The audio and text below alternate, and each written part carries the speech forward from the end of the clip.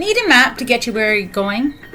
Whether you use a GPS, Google Maps, or an old school paper map, most people from time to time need to plot out where they are going and how they're going to get from point A to point B and back again.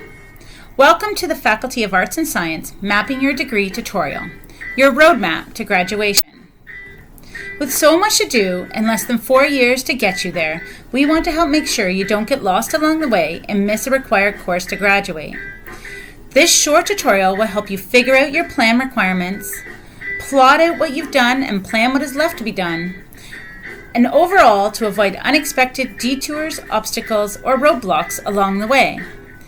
Let's map it out so you don't get lost. This may be just a refresher for some of you, but if you are in a Bachelor of Arts honors program with only a major, you are required to take 60 units from your plan and 54 elective units. With a major minor, the plan units are the same for the major. You then take 30 units for your minor, and the remaining 24 units are electives.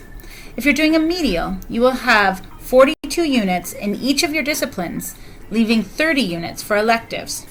So how does this look year to year, you ask? It will look different for everyone, but typically in year 1, you will have one course that is worth 6 units that counts towards your major plan. And if you're doing a minor, you will have one 6-unit course that will count towards the minor, and then the rest are elective courses for a total of 30 units in your first year. On average, students should strive to take 30 units per year to stay on track. In year 2, students tend to take 15 to 18 units towards their major, and the remaining 6 to 9 units towards their minor and/or electives. At the end of the second year, most students have 24 units towards their major and 36 units towards their electives and/or minor. In year 3, the typical load is 15 to 18 units towards their major and 6 to 9 units that are either their minor or electives. So at the end of the year 3, you should have a total of 42 units towards your major and 48 units towards your minor and/or electives. In the final year, most students will have 15 to 18 units towards the major and 6 to 9 units towards the minor electives. This brings you to your total of 60 units towards your major and 54 unit electives, or 30 units for a minor and 24 units in electives. There is a little room at this point if you had to roadblock or detour for you to catch up any units that you still need. The Bachelor of Science honors program is very similar, but with a total of 120 units. The extra units are made up in electives.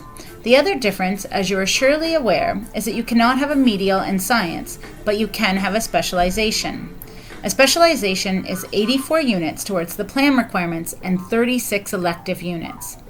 This is the same for computing and music. Just like with the Bachelor of Arts, this will look different for everyone, but typically in year 1, you will have 2 to 3 courses that total 15 to 21 units that count towards your major or specialization. And if you're doing a minor, you will have one 6-unit course that will count towards your minor. Plus you will have 1 or 2 elective courses for a total of 30 units in the first year. On average, students should strive to take 30 units per year to stay on track.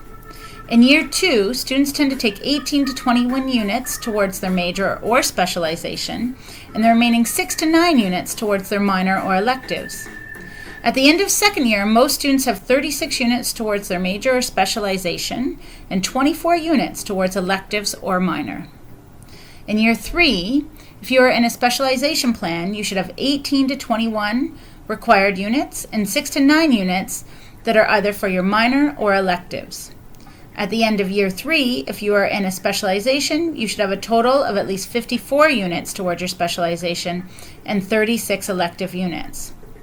If you are in a major and not a specialization, you should take 15 to 18 unit required courses and 6 to 9 units that are either for your minor or electives. At the end of year 3, if you are in a major plan, you should have a total of 42 units towards your major and 48 elective units.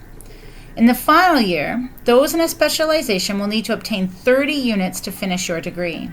For those in a major plan, you will need to complete 12 units towards your major and 18 units towards your minor or electives. So what tools do you have in your toolbox to help you get there? Well, number one, is your degree plan. Number 2 is your degree mapping worksheet. Number 3 is your academic advisement report. And number 4 is an academic advisor in the Faculty of Arts and Science office to help you along the way. We're going to go over all of these today to help you navigate your way down the road. Tool number 1. One of the most important tools to help you navigate your path to graduation is the academic calendar found on the Arts and Science website, qurtsci.com/academic-calendar. Here you will find many helpful documents, but for today we're going to focus on the plan requirements. Here's what a detailed plan requirements looks like. This one is for the life sciences major. It shows you your program, your plan, your subject, and most importantly for today, your required courses. Each plan will include core courses that are absolutely required and ones that you must take. It includes option courses that allow for more flexibility in choosing a course of interest within the list, but are still required. It may include supporting courses. Supporting courses do not count towards your electives and are usually required as prerequisites to upper year courses within your plan. Additional requirements are other course requirements that must be met in addition to and are shared with the core option and supporting components of a plan.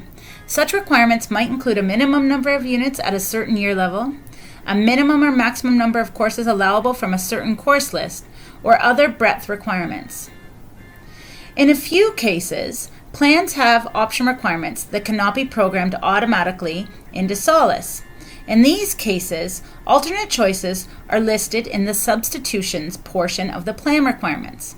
If a student believes a substitution is warranted in their plan, they should contact the department administering that plan and request a manual exception to be entered. Lastly, you should know about course lists.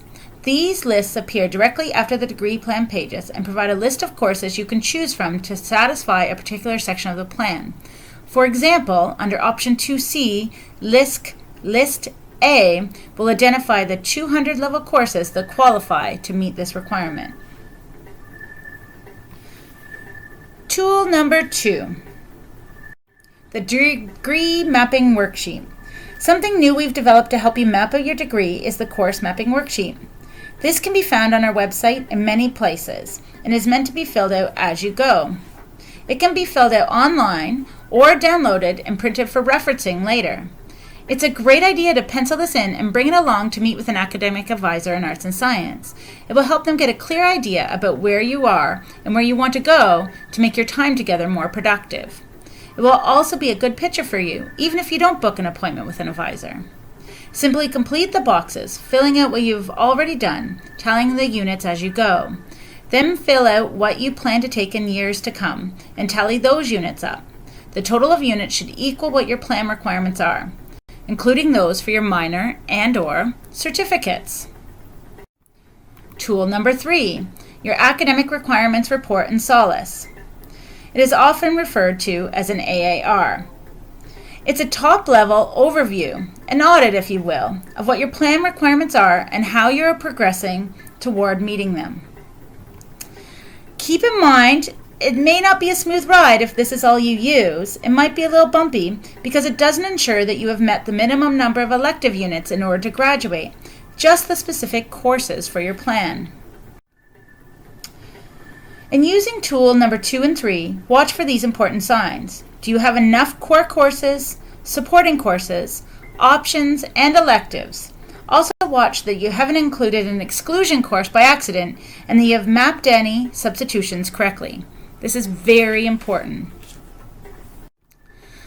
So where does the minor fit in? Well, map the minor the same way you do for your major, starting with the plan requirements, specifically looking at the minor plan. On top of what you need for your major, you will need to ensure you have the required core courses, supporting courses, and options, and that you pay close attention to any exclusions. It's important that you do your mapping in this order: major first, minor second, certificate third if you're planning one, and lastly your electives. Don't start with your electives or you'll end up on a road to nowhere. What about medials? When you're completing a medial, you will have to map both of your medials at the same time, ensuring that you have the requirements for both mapped out. It's best to start with one and map it all the way through to the end, and then to map the second one.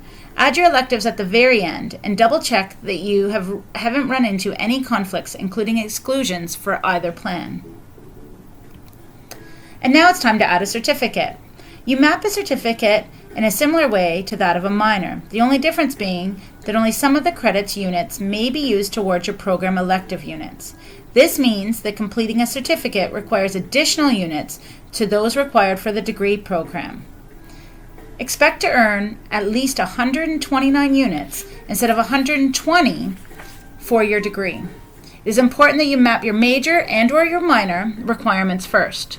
Students wanting to complete one of our certificates should book an advising appointment to work through how the courses will best work for you. Now we know detours happen. No two paths for our students are ever the same. Your detour may include a course at another institution on a letter of permission, courses taken on exchange, or possibly bigger detours or roadblocks such as changing your plan or not passing a course. Some ideas to get you back on the road to graduation include taking a spring or summer term course, or in some instances you may require a degree extension. If you find yourself not taking the direct route to graduation, we recommend booking an appointment with an academic advisor in the faculty office to help ensure you stay on the road. And the last tool for today that we want to introduce you to is our academic advisors in arts and science. We get that you are unique and your path may be the one less traveled.